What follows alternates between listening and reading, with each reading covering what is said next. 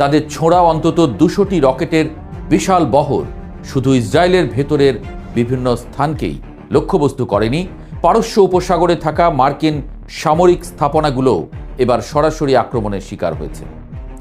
বাহরাইনে অবস্থিত মার্কিন বাহিনীর একটি গুরুত্বপূর্ণ ঘাঁটি এবং কুয়েতের আল আদিরি ঘাঁটিতে থাকা মার্কিন হেলিকপ্টার ইউনিটের উপর তারা আঘাত এনেছে।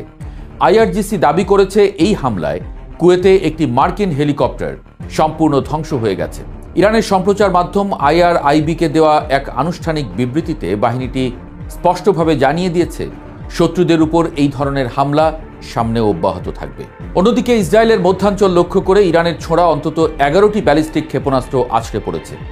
গত 28 ফেব্রুয়ারি যুদ্ধ শুরুর প্রথম দিককার দিনগুলোর পর থেকেই এটি ইসরায়েলের উপরে চালানো সবচেয়ে বড় হামলা।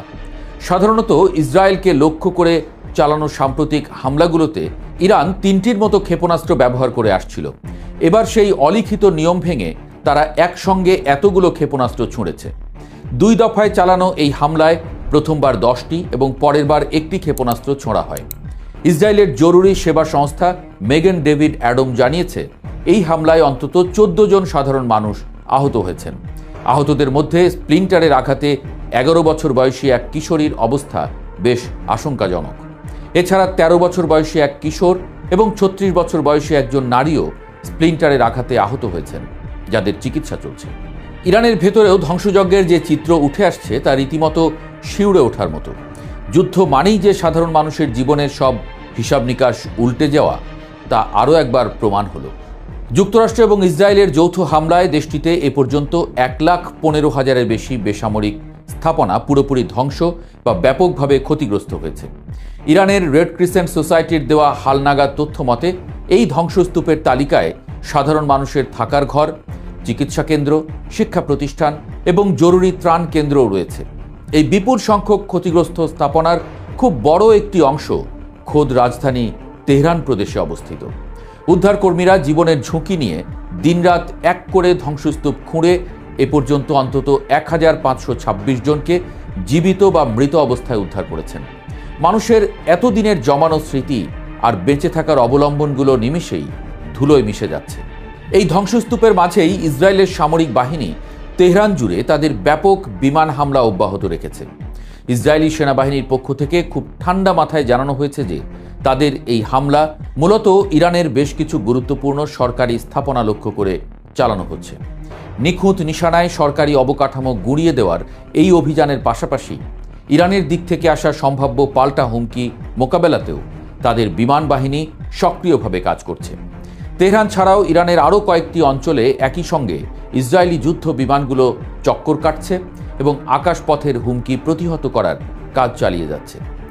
এত বড় মাত্রার হামলায় ঠিক কী পরিমাণ মানুষের প্রাণহানি ঘটেছে বা কত টাকার সম্পদ মাটিতে মিশে গেছে, সেই হিসাব তাৎক্ষণিকভাবে বিস্তারিত করে এখনও পাওয়া যাচ্ছে না।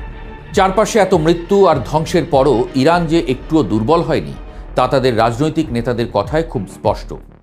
ইরান যুক্তরাষ্ট্র ও ইসরায়েলের বিরুদ্ধে অন্তত আরও 6 মাস একটানা যুদ্ধ চালিয়ে যাওয়ার জন্য নিজেদের প্রস্তুত করে রেখেছে। ইরানের পররাষ্ট্রমন্ত্রী আব্বাস আরাগচি আল জাজিরাকে দেওয়া এক দীর্ঘ সাক্ষাৎকারে অত্যন্ত আত্মবিশ্বাসের সঙ্গে এই কথাগুলো জানিয়েছেন। তেহরানে বসে দেওয়া এই সাক্ষাৎকারে আরাগচি জোর দিয়ে বলেছেন, শত্রুদের বেঁধে দেওয়া কোনো সময়সীমার তোয়াক্কা না করে ইরান নিজেকে রক্ষা করতে সংকল্পবদ্ধ। তিনি অত্যন্ত পরিষ্কার ভাষায় জানিয়ে দিয়েছেন, যতদিন দরকার তারা এই লড়াই চালিয়ে যাবেন এবং তাদের সামরিক বাহিনী দীর্ঘমেয়াদী অভিযান পরিচালনার জন্য পুরোপুরি সক্ষম। যুক্তরাষ্ট্রের পক্ষ থেকে বারবার এই দাবি করা হচ্ছে যে ইরানের সঙ্গে তাদের পর্দার আড়ালে আলোচনা চলছে এবং তেহরান ওয়াশিংটনের শর্ত মেনে নিতে রাজি হয়েছে। এই প্রসঙ্গের জবাবে আরাগচি আন্তর্জাতিক সম্পর্কের খুব সাধারণ একটি পাঠ দিয়েছেন। তিনি হাসি মুখেই হয়তো মনে করিয়ে দিয়েছেন, আন্তর্জাতিক সম্পর্কের পরিভাষায় আলোচনা শব্দটির একটি নির্দিষ্ট সংজ্ঞা আছে।